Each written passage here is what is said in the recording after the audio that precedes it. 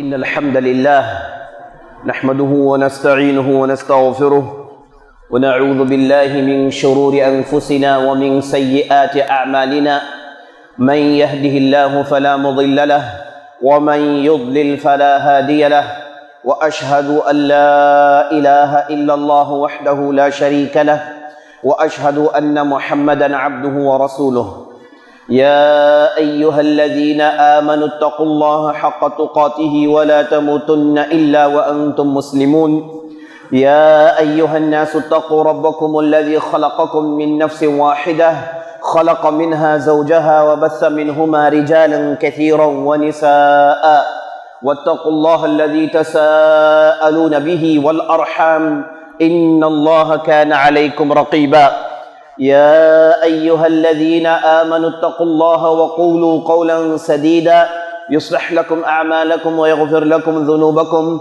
ومن يطع الله ورسوله فقد فاز فوزا عظيما أما بعد فإن خير الحديث كتاب الله وخير الهدي هدي محمد صلى الله عليه وسلم وشر الأمور محدثاتها وكل محدثة بدعة وكل بدعة ضلالة وفي رواية وكل ضلالة في النار فأعوذ بالله السميع العليم من الشيطان الرجيم يسألونك عن ذي القرنين قل سأتلو عليكم منه ذكرا إنا مكنا له في الأرض وآتيناه من كل شيء سببا ثم أتبع سببا صدق اللہ العظیم۔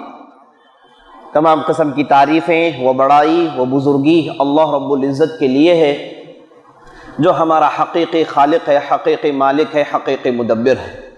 لاکھوں کروڑوں درود و سلام و محمد رسول اللہ صلی اللہ علیہ وسلم پر، جنہیں اللہ تعالیٰ نے سارے کائنات کے لیے رحمت بنا کر مبعوث کیا۔ میں اللہ رب العزت کی بارگاہ میں دعا کرتا ہوں کہ اللہ تعالیٰ جس طرح ہمیں اس مبارک مجلس میں جمع کیا ہے اسی طرح ہمیں جنات الفردوس میں جمع کرے، آمین یا رب العالمین۔ عزیز ساتھیوں، بزرگوں، ماؤں، بہنوں اور خواتین اسلام، اللہ نے اپنی کتاب قرآن کریم کے اندر بہت ساری اہم باتیں بیان کی ہیں، اور اللہ نے اپنی کتاب کے اندر ڈھیر سارے واقعات سنائے ہیں اور قصوں کا ذکر کیا، اور ہر واقعے میں سننے والوں کے لیے اللہ نے عبرت رکھی۔ آج ہم اسی سلسلے کو لے کر ایک آپ کے سامنے واقعہ پیش کرنے والے ہیں جس کا تعلق ذو القرنین علیہ السلام سے ہے۔ آپ صلی اللہ علیہ وسلم جب مکہ میں دعوت کا آغاز کرتے ہیں تو مشرکین لاکھ کوشش کرتے ہیں کہ آپ صلی اللہ علیہ وسلم کو روک دیا جائے، لیکن ان کی ہر کوشش، ان کا ہر گر الٹا ان پر نقصان دینے والا ثابت ہوتا ہے۔ تو وہ مجبور ہو کر، چونکہ وہ بار بار نبی صلی اللہ علیہ وسلم سے یہود و نصارہ کا ذکر سنتے تھے، تو انہوں نے مدینے کے یہودیوں سے رجوع کیا، اپنے طرف سے بعض لوگوں کو بھیجا اور یہ پوچھا مدینے کے یہودیوں سے کہ یہ جو صاحب مکے میں نبی ہونے کا دعویٰ کر رہے ہیں، کہتے ہیں کہ ان کے ساتھ اللہ کا کلام ہے، تو یہ صاحب واقعی سچے ہیں کیا جھوٹے ہیں؟ تو یہودیوں نے ہاں یا نہ اس میں جواب نہیں دیا، بلکہ یہودیوں نے کہا کہ اگر تم اس کی حقانیت جاننا چاہتے ہو تو تم اس سے 3 سوالات کرنا۔ 3 سوالات کا ذکر کیا یہودیوں نے۔ کہا کہ پہلا سوال یہ ہے کہ ان نوجوانوں کے تعلق سے تم کیا جانتے ہو جنہیں اپنے گھروں سے نکال دیا گیا اور جن کے ذریعے سے ایک بہت بڑا معجزہ رونما ہوا۔ دوسرا سوال یہ کہ یہ روح کیا چیز ہے، اور تیسرا سوال یہ کہ ذو القرنین کے تعلق سے تم کیا جانتے ہو۔ تو یہودیوں نے کہا کہ جاؤ جا کر یہ 3 سوالات پیش کرو، اگر وہ صاحب جواب دے دیتے ہیں تو جان لینا کہ وہ حق پر ہے، اگر جواب نہیں دیتے تو جان لو کہ وہ جھوٹا ہے۔ تو یہ آئے واپس 3 سوالات لے کر آپ صلی اللہ علیہ وسلم کے پاس، اور آپ صلی اللہ علیہ وسلم کے سامنے کہا کہ اے محمد تم کیا جانتے ہو وہ توحید پرست نوجوانوں کے تعلق سے جنہیں گھر سے نکال دیا گیا اور ان کے ذریعے سے بہت بڑا معجزہ ہوا، اور محمد تم روح کے تعلق سے کیا جانتے ہو، اور محمد صلی اللہ علیہ وسلم تم ذوالقرنین کے تعلق سے کیا جانتے ہو؟ آپ صلی اللہ علیہ وسلم نے کہا کہ کل آنا میں تمہیں پوری تفصیل سناؤں گا، چونکہ آپ صلی اللہ علیہ وسلم ان سوالات سے خوش ہو گئے تھے، اور مشرکین جو آئے تھے انہوں نے یہ وعدہ کیا کہ اگر آپ نے ان سوالات کے جوابات دے دیے تو ہم آپ پر ایمان لائیں گے۔ تو آپ صلی اللہ علیہ وسلم نے جب دیکھا کہ یہ اسلام قبول کرنے کے لیے تیار ہو گئے ہیں تو آپ صلی اللہ علیہ وسلم انتہائی خوش ہو جاتے ہیں، لیکن آپ صلی اللہ علیہ وسلم نے کہا کہ کل آؤ اور انشاءاللہ کہنا، آپ صلی اللہ علیہ وسلم بھول گئے۔ تو کل مشرکین پھر جمع ہوئے، پوچھا کہ بتا دو جوابات کیا ہیں؟ آپ صلی اللہ علیہ وسلم نے کہا کہ ابھی کوئی جواب نہیں آیا ہے، آپ لوگ بعد آئیں، کل آئیں۔ اس طریقے سے 15 راتیں نکل جاتی ہیں، اور مشرکین اپنے اندر اپنے لوگوں میں یہ بات پھیلا دیتے ہیں کہ نعوذ باللہ محمد جھوٹا ہے، ان کی نبوت جھوٹی ہے، یہ دیکھو انہوں نے ان 3 سوالات کے جوابات نہیں دیے۔ تو سارے مکے میں پوری وادی میں ایسی ویسی باتیں پھیل گئی، اور آپ صلی اللہ علیہ وسلم خاموشی سے صبر کرتے رہے۔ لوگ آ کر پوچھنے لگے کہ آپ کی وحی کہاں گئی، یہ کیا ہو گیا، اب اس بار آپ کیوں خاموش ہیں؟ لیکن آپ صلی اللہ علیہ وسلم تو وما ينطق عن الهوى ان هو الا وحی یوحى، آپ صلی اللہ علیہ وسلم جو بھی بولتے ہیں وہ تو وہی ہے جو اللہ ان کے طرف کرتا ہے۔ آپ صلی اللہ علیہ وسلم خاموش تھے، کوئی جواب نہیں آ رہا۔ جب 15 دن ہو گئے، معاملہ کافی سنگین ہو گیا، تو اللہ سبحانہ وتعالی نے سورۃ الکہف نازل کی، جس میں ان 3 سوالات کی تفصیل موجود ہے، اور اس سورے کے اندر اللہ نے آپ صلی اللہ علیہ وسلم پر تنبیہ کی کہ اگر کوئی چیز تم کل کے لیے کرنا چاہتے ہو انشاءاللہ کہنا نہ بھولیں، کیونکہ جو بھی ہونے والا ہے یہ اللہ کی مرضی سے ہونے والا ہے، تم جو چاہو گے ہوتا نہیں ہے، ہم جو چاہیں گے وہی ہوگا۔ یہ آپ صلی اللہ علیہ وسلم کے لیے تربیت تھی، اور ساتھ ساتھ یہ بھی بتا دینا تھا وادی مکہ والوں کو کہ دیکھو تم جتنا بھی فتنہ کر لو اب جواب تمہارے لیے آنے والا ہے۔ تو اس کے بعد آپ صلی اللہ علیہ وسلم نے اس سورے کی تلاوت کی، جس کے آغاز میں وہ توحید پرست نوجوانوں کی تفصیل سے اللہ نے ذکر کی، اور اس کے بعد روح کے تعلق سے ذکر آیا، اور اس کے بعد اللہ نے سورے کے آخری حصے میں ذوالقرنین علیہ السلام رحمت اللہ علیہ کے تعلق سے اللہ نے تفصیل بیان کی۔ یہ ذوالقرنین کون ہیں، یہ کس زمانے میں رہتے تھے، اور ان کے کیا کارنامے ہیں، اور اللہ نے ان کا ذکر قرآن میں کیوں کیا، اور اس سے ہمارے لیے کیا عبرتیں ہیں، یہ سب باتیں آپ کے سامنے ان چند منٹوں میں ہم پیش کرنے کی کوشش کریں گے۔ عزیز ساتھیو، ذوالقرنین، قرن کا معنی عربی میں آتا ہے سنگ کا، ذوالقرنین یعنی 2 سنگ والا۔ مفسرین نے اختلاف کیا کہ 2 سنگ والے سے مراد کیا ہے۔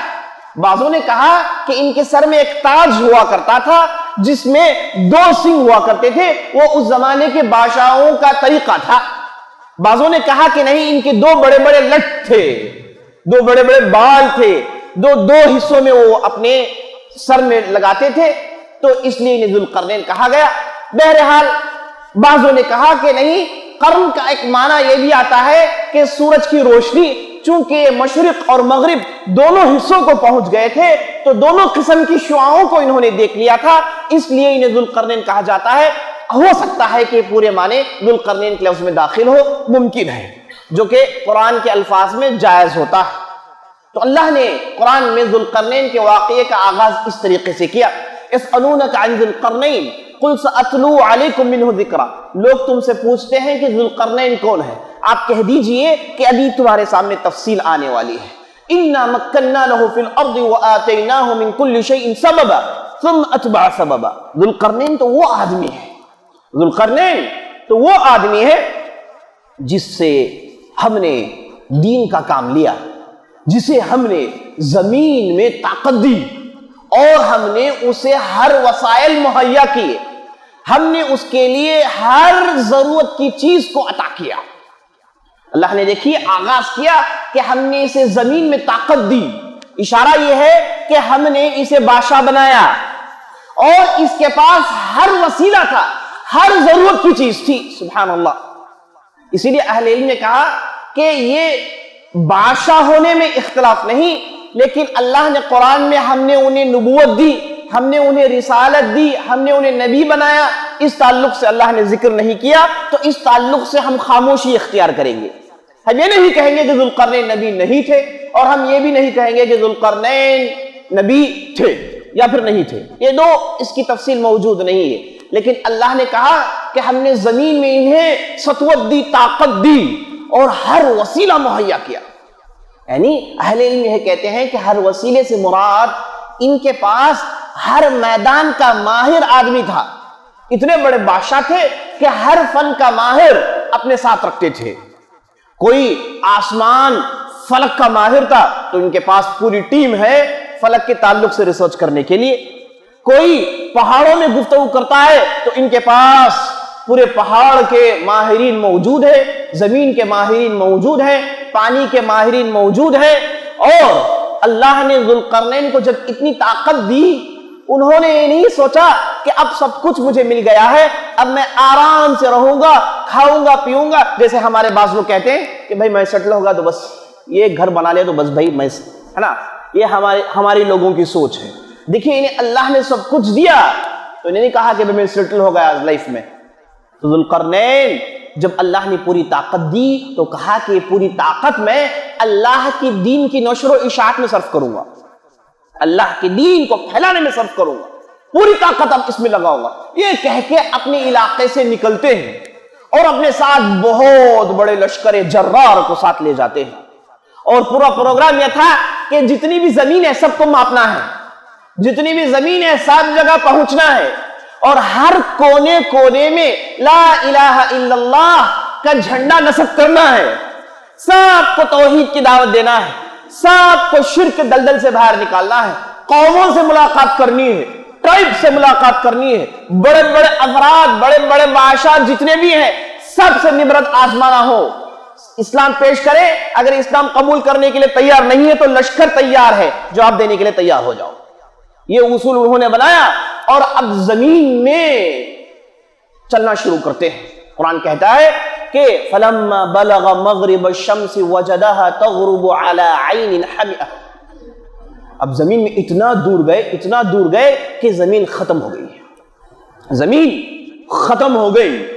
اب جب بھی یہ جاتے تو ان کے ساتھ پورے ایکسپرٹس ہوتے، سب بتا دیتے کہ بھائی آپ کو آگے کیسے بڑھنا ہے، ایسا نہیں کہ اندھادھند چلے جاتے، نہیں، پوری ٹیم ہے، پورے ریسرچ سکالرز ان کے ساتھ ہیں اور پوری تفصیل جانتے ہیں، ہر زمین، ہر ہوا، ہر کلائمیٹ، ہر پانی کی تاثیر سب سے واقف تھے، اور اپنی پوری طاقت استعمال کرتے، یہ چیک کرتے کہ کہیں کوئی قوم نہ مس ہو جائے، اللہ اکبر، کوئی قوم نہ چھوٹ جائے، سب کے پاس اللہ کے اس دین کو پہنچانا ہے۔ اس چیز کو انہوں نے ٹھان لی تھی، اس کے لیے جتنی بھی دولت کی ضرورت تھی اور جتنی بھی طاقت کی ضرورت تھی اور جتنے بھی افراد کی ضرورت تھی سب کا استعمال کیا، یہاں تک کہ زمین کے اس حصے میں پہنچ گئے جس کے بعد زمین نہیں، جس کے بعد صرف پانی ہی پانی نظر آ رہا ہے۔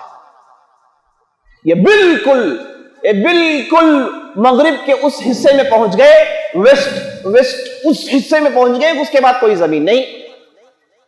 اب وہاں پر پہنچے تو قرآن کہتا ہے کہ انہوں نے سورج کو پانی میں ڈوبتا ہوا دیکھا، سورج کو پانی میں ڈوبتا ہوا دیکھا، وہاں کا پانی بالکل کالا پڑ گیا تھا، اور یہ جو سورج جو آسمان میں ہوتا ہے اسے انہوں نے نیچے اترتا ہوا دیکھا، اور وہاں پر ذوالقرنین کے سامنے ایک قوم پیش کی گئی، اس قوم کے اندر کفر، شرک، بے حیائی پھیلی ہوئی تھی۔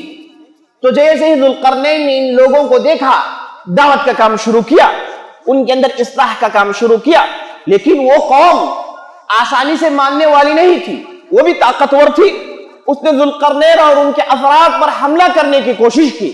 اللہ نے ذوالقرنین کو طاقت دی تو ذوالقرنین نے ایک جھپک میں یہ پوری قوم کو اپنے ہاتھ میں دبوچ لیا. اور اس کے بعد قوم والوں کے تعلق سے اللہ نے کہا کہ ذوالقرنین تمہارے لیے کھلی چھوٹ ہے، چاہے تو معاف کرو چاہے تو سزا دو. تو ذوالقرنین جو حکمت اور سمجھ اور ہر چیز سے اللہ نے انہیں سرفراز کیا تھا، انہوں نے کہا کہ نہیں، ہمارے پاس تو اصول آسان ہے، ہمارے پاس تو اصول پہلے سے متعین ہے. اور اصول یہ ہے کہ جن کے پاس ایمان ہے، جو نیک لوگ ہوں گے، ان سے ہم کوئی باس پرس نہیں کریں گے، ان سے کوئی تعرض نہیں، ان کے لیے تو زمین ان کی ہے. لیکن جو لوگ برائی میں اڑے ہوئے ہیں، کفر و شرک میں اڑے ہوئے ہیں، ان کے لیے تو ہم سزا دیں گے، کیونکہ یہ لڑائی کے میدان میں آئے تھے.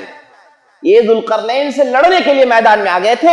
ذوالقرنین نے باقاعدہ انہیں دبوچا، انہیں اپنے ماتحت کیا، باقاعدہ انہیں ارسٹ کیا گیا تھا.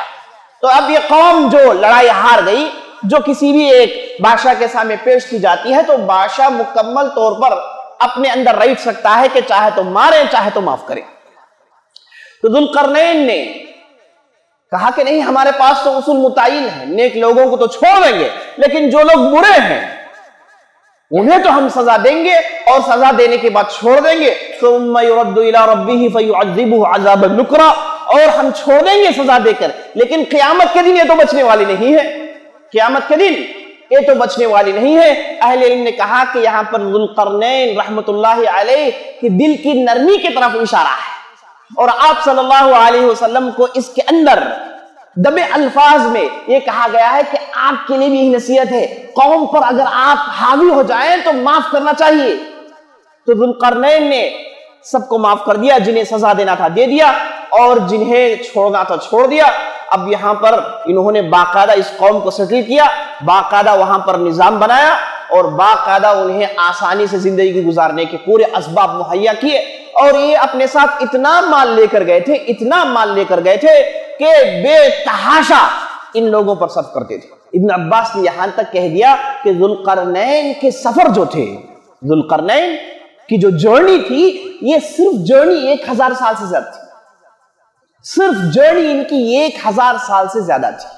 آپ تصور کریں، کیونکہ یہ ٹھان چکے تھے کہ جہاں کہیں بھی انسانیت کا ہونا امکان ہو، وہاں پر پہنچ جائیں گے، وہاں پر پہنچ جائیں گے. تو ہر جتنے بھی ان کے پاس وسائل تھے پورے استعمال کرتے. اگر پانی آ گئے کشتیوں کو استعمال کرو، اگر جنگل آ گئے تو پھر جھاڑ کاٹنے کا انتظام کرو، پہاڑ ہے تو پہاڑ چڑھنے کا انتظام کرو، غار ہے تو غار میں اترنے کا انتظام کرو. انتظامات کی وجہ سے کوئی کام نہ رکے. سبحان اللہ، اپنی پوری طاقت لگائے تھے. اس کے بعد قرآن کہتا ہے کہ جب ذوالقرنین اس علاقے میں پہنچ گئے تو اس کے بعد پھر سفر کا آغاز کرتے ہیں. اب اس طرف آتے ہیں جہاں کہیں بھی جاتے رحمت کا پیغام سناتے، ظالموں کو دبوچتے، نیکوکاروں کو آگے بڑھاتے، اور زمین میں اللہ نے ان کے ذریعے سے امن قائم کی تھی. عزیز ساتھیو، اللہ سبحانہ وتعالیٰ نے ہمیشہ جب زمین میں انتہائی ظلم و استبداد کا دورہ ہو جاتا ہے تو اللہ سبحانہ وتعالیٰ ایسے پرسکون لمحات لاتا ہے کہ نیکوکاروں کو بھیجتا ہے، اور زمین کو اللہ سبحانہ وتعالیٰ فارمیٹ کرتا ہے. پوری زمین کو اللہ سبحانہ وتعالیٰ اینٹی وائرس کے ذریعے سے یہاں پر جتنے بھی وائرسز ہیں سب کو نکالتا ہے. تو ذوالقرنین بھی ایک اینٹی وائرس تھے جو اس زمانے میں اللہ سبحانہ وتعالیٰ نے بھیجا، تو زمین کو انہوں نے پاک کیا. اب دیکھیں، بالکل ویسٹ اینڈ کو پہنچ گئے، اور اللہ سبحانہ وتعالیٰ بالکل ایسٹ اینڈ کا ذکر کرتا ہے. یعنی معنی یہ کہ پوری زمین میں یہ گھوم چکے تھے. اب یہاں سے نکلے. اب قرآن کہتا ہے حتی اذا بلغ مطلع الشمس وجدها تطلع على قوم لم نجعل من دونها سترا. اب ایسی قوم کے پاس پہنچ گئے جو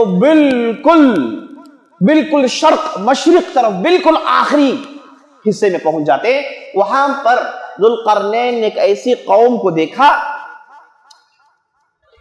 جن کے تعلق سے قرآن کہتا ہے کہ ان کے اور سورج کے درمیان کوئی پردہ حائل نہیں.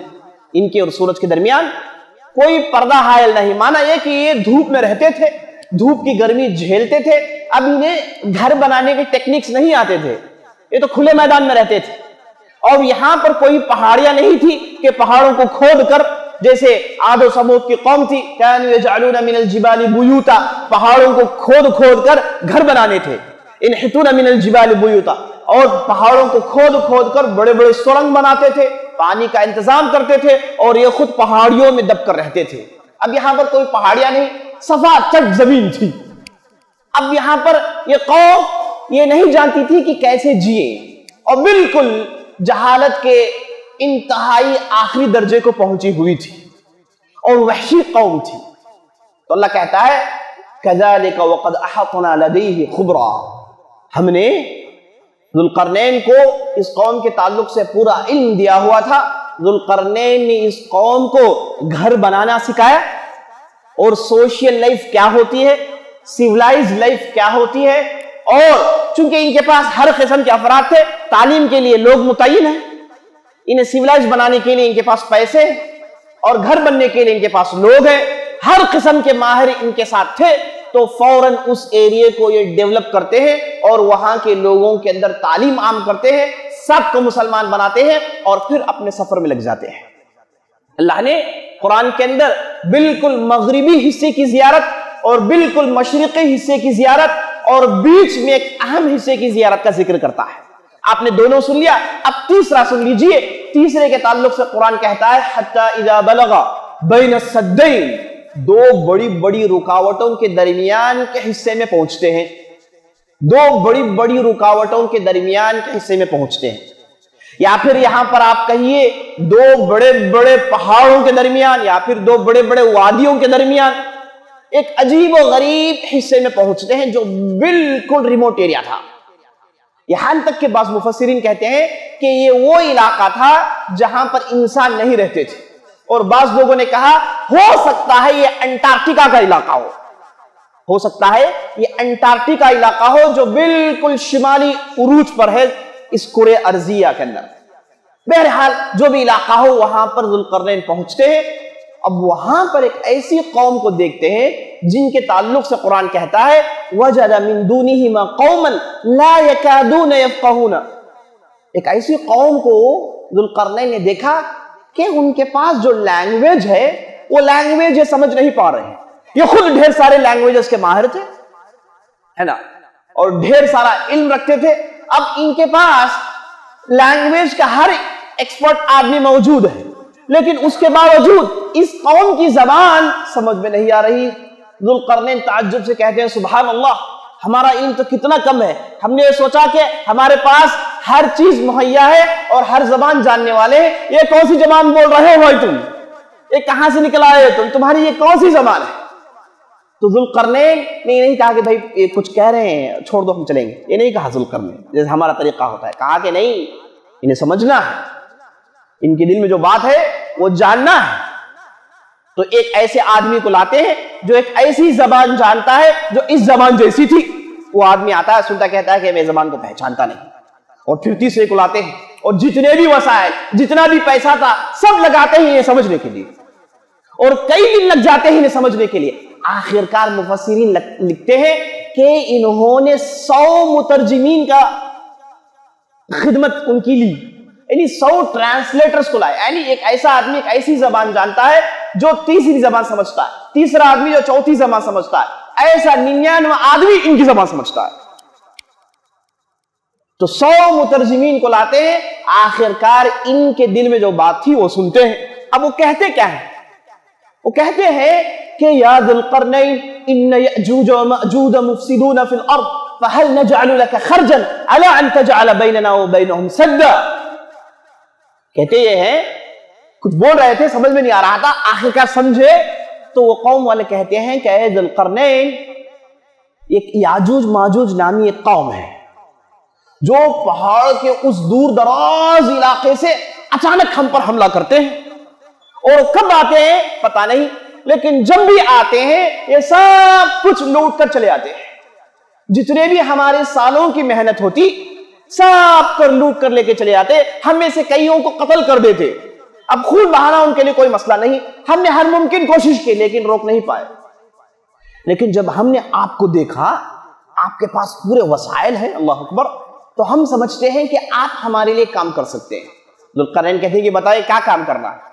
کہتے یہ ہے کہ یہ علاقہ ہے جہاں سے وہ آتے ہیں، دو بڑی بڑی پہاڑیوں کے درمیان ایک علاقہ ہے، یہاں سے یہ انٹر ہوتے ہیں، اس علاقے کو بند کرنا ہے. ہم نے جب بھی کوشش کی انہوں نے ہم پر حملہ کر دیا. ہم بنتے رہتے, وقت چلے آتا, آ کے حملہ کر دیتے. ہزار کوشش کی, کر نہیں پائے. ہمارے پاس ڈھیر سارا پیسہ ہے, ہماری زمین سونا اگلتی ہے, اور ہمارے پاس کاریگر ہے, ہمارے پاس ڈھیر سارا پیسہ ہے, پیسوں کا کوئی معاملہ نہیں. اگر آپ چاہیں تو ہم آپ کو فائنینشیل سپورٹ کریں گے, آپ ہمارے لیے ایک دیوار بنا دیجئے بس. اب ذوالقرنین نے کیا کہا؟ ذوالقرنین نے کہا ما مکنی فیہ ربی خیر, اللہ نے جو تم مجھے دو گے, یہ کیا کہہ رہے تھے, تم مجھے دو گے, اللہ نے جو مجھے دیا ہے وہ بہت زیادہ ہے. صرف ایک کام کرو, چلو میرے ساتھ ہاتھ بٹاؤ. مجھے لیبر کی ضرورت ہے, پیسوں کی نہیں, مجھے لیبر کی ضرورت ہے. اشارہ یہ ہے قرآن میں کہ بھائی پیسوں سے کچھ ہوتا نہیں ہے, انسان کو ہمت والا ہونا چاہیے, مصیبت کو جھیلنے کے لیے مقابلے کی طاقت ہونی چاہیے, اسے اٹھ کھڑا ہونا چاہیے, ہمت مت ہارے. قوموں نے حملہ کیا, اب ہار کر بیٹھ گئے, ہاتھ پر ہاتھ درے منتظر فردا ہے, یعنی بیٹھے ہوئے ہیں, کوئی مقابلہ نہیں کرتے. نہیں, چلو کھڑے ہو, اب تمہیں محنت کرنا ہے. فَأَعِينُونِ بِقُوَّةٍ, تو مجھے لیبر کی ضرورت ہے, ہاتھوں کی ضرورت ہے جو محنتیں کرتی ہیں. تو قوم والوں نے آگے بڑھا اور ذوالقرنین انہیں لے کر ایک ایسا کام کیا, اللہ اکبر, ایسا کام کیا. انہوں نے کہا کہ جاؤ بھائی, تمہارے علاقے میں جتنا بھی لوہا ہے سب لوہے کے لے کر آؤ, ٹکڑے لے کر آؤ. تو گئے, جتنا بھی لوہا موجود تھا سب لوہے کو لایا اور کہا کہ اب اس جگہ اس لوہے کو جوڑ دو. یعنی دو بڑی بڑی پہاڑیوں کے بیچ میں جو گیپ ہے, جو جگہ ہے, اس جگہ کو اب لوہے کے ٹکڑیوں سے بند کیا جا رہا ہے. اب تصور کریں, معمولی چیز نہیں, آج بھی بہت بڑا پروجیکٹ ہے یہ, آج بھی ایک معمولی پروجیکٹ نہیں. بننا ہے تو الگ بات ہے, لیکن لوہے کے ٹکڑیاں ڈال کر اب اس علاقے کو کیسے بند کرتے ہیں؟ انہوں نے جو بھی لوہا لایا گیا اسے شیپ دیتے اور ادھر ڈالتے جاتے, اور جب بہت اونچا ہو گیا لوگوں کو استعمال کیا, یہاں تک کہ قرآن کہتا ہے حتی اذا ساوى بین الصدفین قال انفخوا. اب جب لوہے کی ٹکڑیوں کو ڈال کر دونوں پہاڑیوں کے درمیان کا جو حصہ تھا اسے بند کر دیا, بالکل لیول کر دیا, ساوا, بالکل لیول کر دیا. اب اس کے بعد جانتے ہیں کہ یہ لوہے کی ٹکڑیاں ان شیپ ہیں اور یہ گیپ ہے اس کے اندر, ممکن ہے کچھ ہو جائے یا پھر گر جائے. تو لوگوں سے کہا کہ قال انفخوا, اب چلو پورے لیبر فورس اس کام کرو کہ اب اسے جلاؤ, اسے آگ لگاؤ. اب اس پوری دیواری کو آگ لگایا گیا, یہاں تک کہ وہ تپتا ہوا آگ شعلے کی طرح بن گیا. اس کے بعد کہا آتونی زبر الحدید افرغ علیہ قطرہ, اب چلو تانبے کا پانی لے کر آؤ. پہلے سے کہہ دیا کہ تانبے کو پانی بنا دیا گیا تھا, اب یہ جو لوہا پورا شعلے کی طرح تپنے لگا تو اس تانبے کے پانی کو اوپر سے بہایا گیا.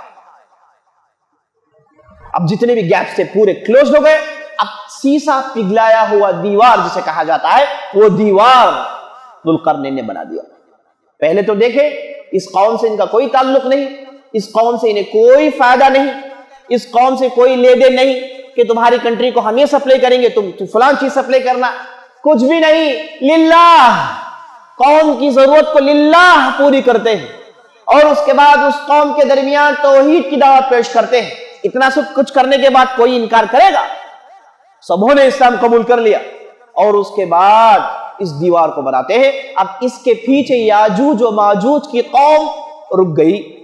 اب یاجوج ماجوج کون ہے؟ یاجوج ماجوج یہ بنی آدم ہے. بخاری کی روایت ہے, آپ صلی اللہ علیہ وسلم ارشاد فرماتے ہیں کہ اللہ سبحانہ و تعالی قیامت کے دن آدم سے کہے گا کہ یا آدم قم ابعث بعث النار, اے آدم اٹھو, چلو جہنمیوں کو نکالو, چلو جہنمیوں کو نکالو, جتنے بھی جہنمی ہیں سب کو نکالو. تو نبی صلی اللہ علیہ وسلم کہتے ہیں کہ بہت بڑی تعداد جو جہنمی ہے انہیں نکالا جائے گا. اور نبی صلی اللہ علیہ وسلم کہتے ہیں کہ 1000 میں ایک آدمی جنت کو جائے گا, 999 جہنم میں جائیں گے. تو صحابہ بڑے پریشان ہوتے ہیں, یہ تو پرسنٹیج بہت کم ہے.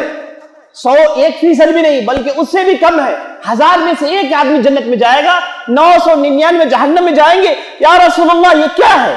نبی صلی اللہ علیہ وسلم کہتے ہیں کہ ڈریے مت, تم میں سے 1 آدمی ہوگا تو یاجوج ماجوج میں سے 1000 ہوں گے.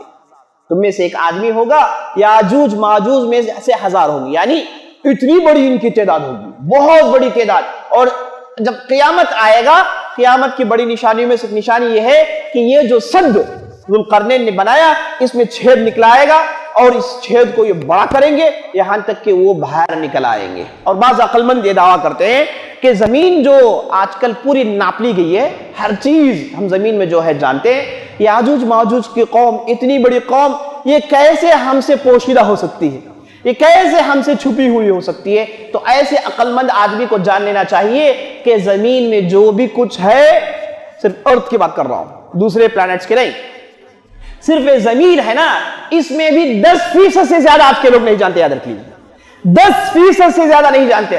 آج بھی زمین میں ایسے ایسے خزانے ہیں اور ایسی ایسی چیزیں ہیں کہ انسان نہیں پہنچ پایا, اور اس وقت پہنچے گا جب اللہ چاہے گا. جب اللہ چاہے گا تو انسان ان پہاڑیوں میں پہنچے گا جو سونے کے پہاڑیاں ہیں. انسان زمین میں ڈھیر سارے خزانے عزیز ساتھیوں.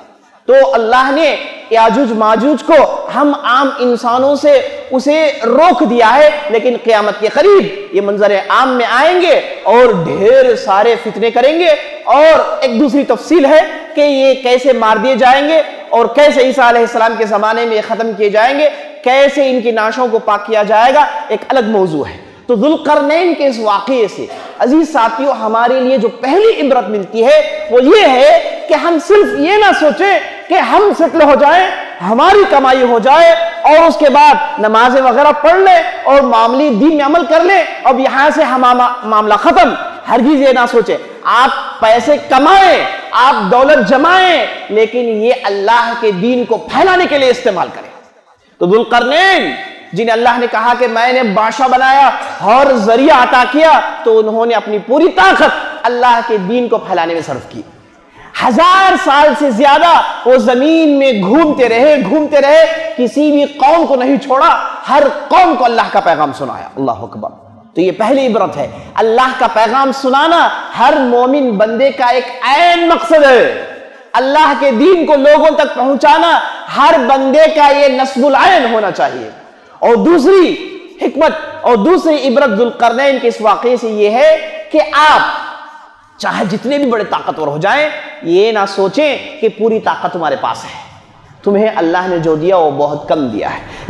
اسی واقعے کے آخر میں ذوالقرنین نے ایک بات کہا, ھذا رحمت من ربی واذا جاء وعد ربی جعلها دکا. جب سیسا پگھلائی ہوئی دیوار کو لے کر دیکھ کر لوگ اشش کرنے لگے کہ یہ کیسی دیوار بنا دی, اللہ اکبر, یہ تو ذوالقرنین ہی کر سکتے ہیں. تو ذوالقرنین نے کہا کہ ھذا رحمت من ربی, یہ اللہ کی رحمت ہے, یہ اللہ کی طرف سے, اور اللہ کا حکم آ جائے تو اللہ اسے ریزہ ریزہ اڑا دے گا. اگر اللہ کا حکم آ جائے تو اللہ اسے ریزہ ریزہ کر دے گا.